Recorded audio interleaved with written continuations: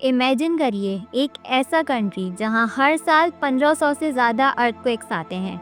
एक ऐसी जगह जहां ज़मीन हमेशा हिलती रहती है, फिर भी लोग वहां मज़े से रह रहे हैं। इस सब के बावजूद भी वो मुल्क टेक्नोलॉजी के मामले में दुनिया भर में पहले नंबर पर आता है।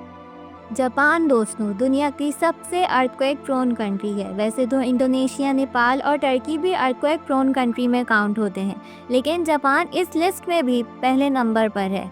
अर्थक्वेक प्रोन कंट्रीज दोस्तों उन कंट्रीज को कहा जाता है जहां दुनिया भर में सबसे ज़्यादा अर्थक्वेक्स आते हैं। आखिर क्यों जापान इस लिस्ट में पहले नंबर पर है और कैसे जापान इन डिज़ास्टर्स से लड़कर दुनिया की सबसे रेजिलिएंट नेशंस में से एक बन गया। अर्थक्वेक्स दोस्तों, आखिर ये अर्थक्वेक्स क्यों आते हैं? इस सवाल का जवाब छुपा है हमारी ज़मीन के अंदर।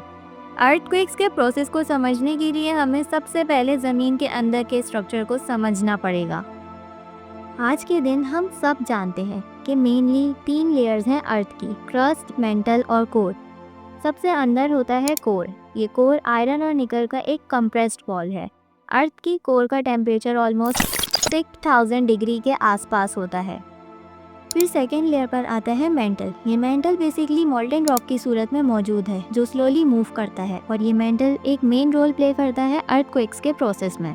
और सबसे आखिरी लेयर होती है क्रस्ट। ये सबसे पतली लेयर होती है जो तकरीबन 5 किलोमीटर से 70 किलोमीटर थिक हो सकती है, और यही लेयर मेन रीज़न है अर्थक्वेक्स का। बेसिकली ये जो क्रस्ट है ये एक कंटिन्यूस शेप में नहीं होती, बल्कि ये टुकड़ों में डिवाइडेड होती है, जिन्हें हम कहते हैं टेक्टोनिक प्लेट्स। अब ये जो टेक्टोनिक प्लेट्स होती हैं मीन्स क्रस्ट के टुकड़े, ये मेंटल पर तैर रही होती हैं। ये प्लेट्स 3 तरह से मूव करती हैं, जैसे कि जब ये प्लेट्स एक दूसरे से टकराती हैं तो स्ट्रेस बिल्ड होता है। इस टकराव की वजह से एक प्लेट दूसरी प्लेट के नीचे घुस जाती है, और ज़्यादा प्रेशर की वजह से अर्थक्वेक होता है, जिसे हम कन्वर्जेंट बाउंड्रीज कहते हैं। और जब ये प्लेट्स मूवमेंट की वजह से अलग हो रही होती हैं तो मैग्मा आके न्यू क्रस्ट बना लेता है, और ये मूवमेंट भी अर्थक्वेक की वजह से बनती है, जिसे हम डाइवर्जेंट बाउंड्रीज कहते हैं।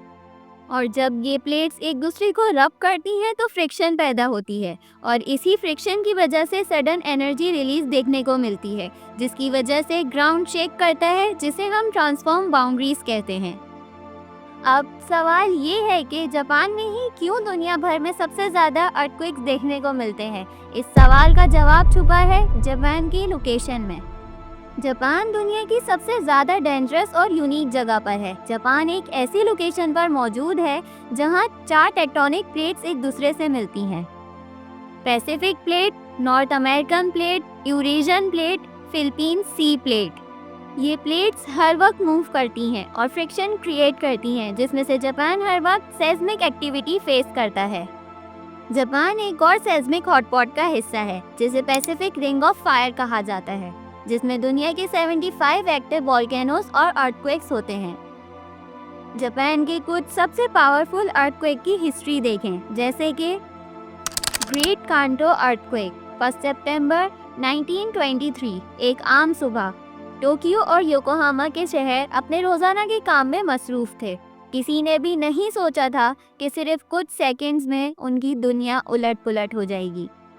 सुबह 11:58 पर जमीन ने एकदम जोर से हिलना शुरू कर दिया। सिर्फ 10 सेकंड में सब कुछ तबाह होकर रह गया। घर, मार्केट, मस्जिदें, टेंपल सब जमीन पर गिर गए। मगर ये सिर्फ शुरुआत थी। बिल्डिंग्स के गिरने के साथ साथ गैस स्टोव्स भी गिरने लगे। पूरे टोक्यो और योकोहामा के कोने कोने में आग लग गई। एक जगह रायोगोकू में 40,000 लोग एक साथ जलकर मर गए। लेकिन अभी तबाही बाकी थी। जैसे ही जमीन का गुस्सा ठंडा हुआ तो समंदर फट पड़ा। अर्थक्वेक ने एक सुनामी ट्रिगर की जो 12 मीटर ऊंची लहरों के साथ शहरों पर टकराई और कई विलेजेस को अपने साथ बहा कर ले गई। इस डिजास्टर में तकरीबन 1,40,000 लोग मौत का शिकार हो गए। इसी तरह कोबे अर्थक्वेक 1995 में आने वाला ये अर्थक्वेक जो तकरीबन 6.9 मैग्नीट्यूड का था, इस अर्थक्वेक से 6,400 लोग मौत का शिकार हुए। तोहोकू अर्थक्वेक 2011 में आने वाला ये अर्थक्वेक 9.0 मैग्नीट्यूड का था, जो सुनामी और फुकुशिमा न्यूक्लियर डिजास्टर का सबब बना।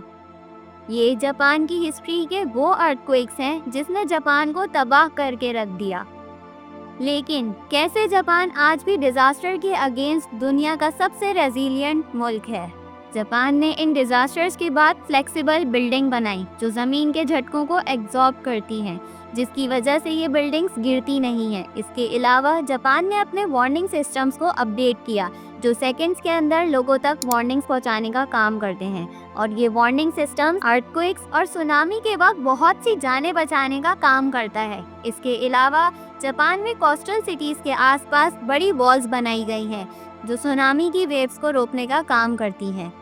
दोस्तों, जापान हमें सिखाता है कि डिजास्टर्स इनएविटेबल हैं, लेकिन इंसानी रेजिलियंस और प्लानिंग के साथ इनका सामना किया जा सकता है। टेक्नोलॉजी, एजुकेशन और स्ट्रॉन्ग विल पावर के साथ भी कोई मुल्क अपने डिजास्टर्स को एक अपॉर्चुनिटी में बदल सकता है। क्या आपको लगता है कि हम अपनी कंट्रीज में जापान जैसी रेजिलियंस ला सकते हैं?